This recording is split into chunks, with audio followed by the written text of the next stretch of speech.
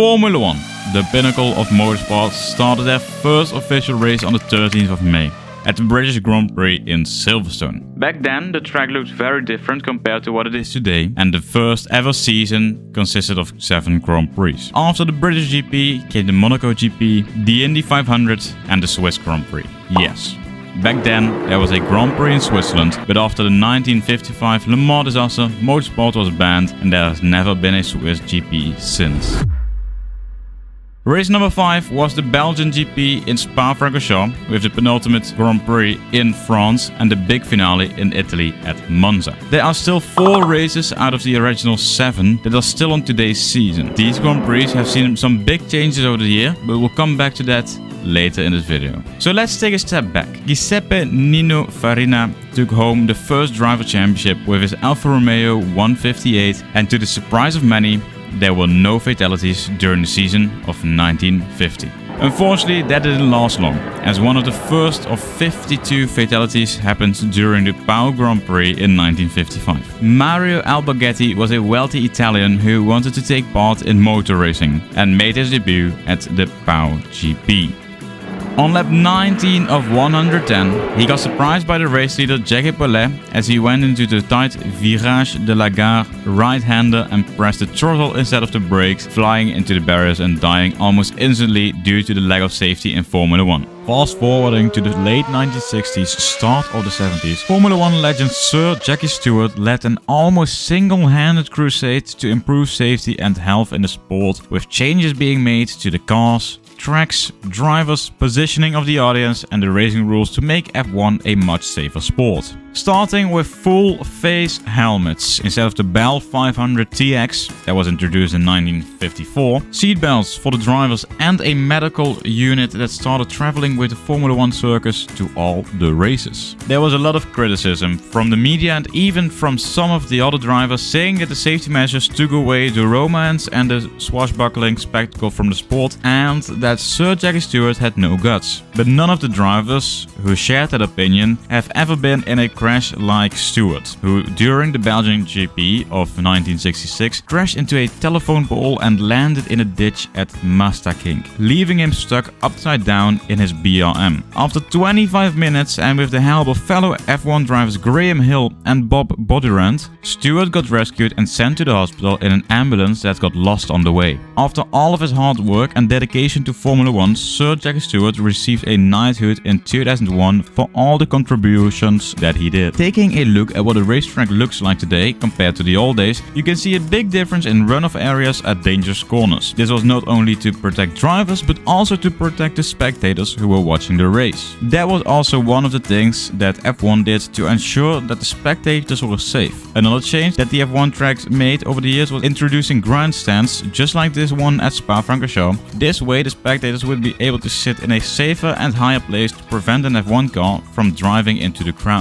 Another important improvement was made in the 1980s when the McLaren F1 team decided to change the materials of an F1 car from steel and aluminium to carbon fiber. Why carbon fiber, you might wonder? It's a much lighter and more fire-resistant substance which is nowadays used for about 85% of the entire car. The biggest reason why improving the safety around F1 is necessary is to keep the spectators and drivers safe from a fatal incident. The last fatal crash happened during the 2019 Belgian Grand Prix in Formula 2, Antoine Hubert. Oh, that's a horrible accident.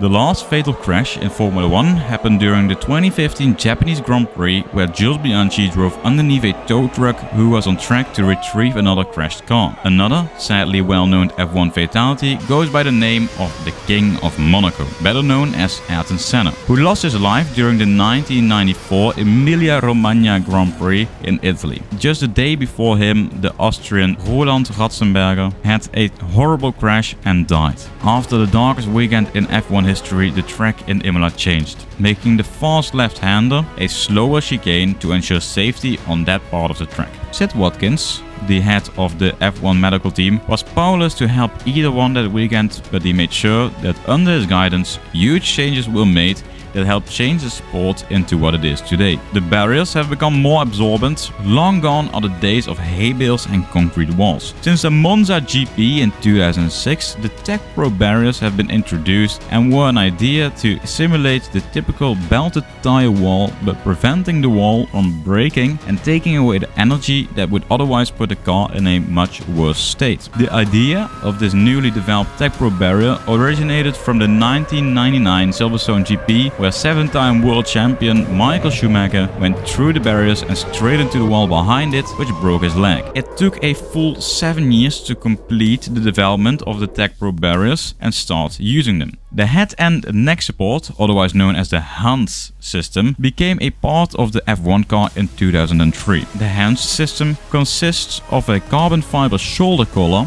which is secured under the driver's safety belts and connected to his helmet by 2 elastic straps. This way the head and neck, surprise motherfucker, would be more protected during a crash. After the phenomenal season of Brawn GP in 2009, F1 decided to ban refueling during the races to improve the safety, to improve the racing. One of the most dangerous moments in F1 that happened with refueling is this crash that you're about to see with Jos Verstappen. Into the pits he comes. Very difficult as a driver, you know, to judge. We had a quick glimpse of it from Verstappen. Oh, and fuel. That's the first time we've had a fuel splash. Oh, my goodness me. As you saw, the entire car went up in flames. Luckily, the driver was safe and he gave us a wonderful son, who is now at the moment a 3-time world champion. But not all changes that get into F1 give them a good image. There was a lot of controversy back in the time of Sir Jackie Stewart, but that wasn't the only time that had happened. In 2017, the Formula 1 fans got introduced to the Halo. They have been robust in their opposition to the device, and Haas's Kevin Magnussen, who agreed with their assessment, was sketching on aesthetic grounds. It takes away some of the passion that Formula 1 is all about. You know, when you look at the car, if it's ugly, Formula 1 cars aren't ugly. They're not meant to be ugly. There's a reason that a Ferrari is more exciting than a Mazda. It's something passion, and if it looks shit, it is shit. Luckily, this didn't change the minds of the directors of F1, as it has already saved a lot of drivers. Starting with Guillaume Grosjean, who would have not survived his fireball crash during the 2020 Bahrain GP. Same for Max Verstappen in Silverstone, Lewis Hamilton in Monza, Zhou Guanyu in Silverstone,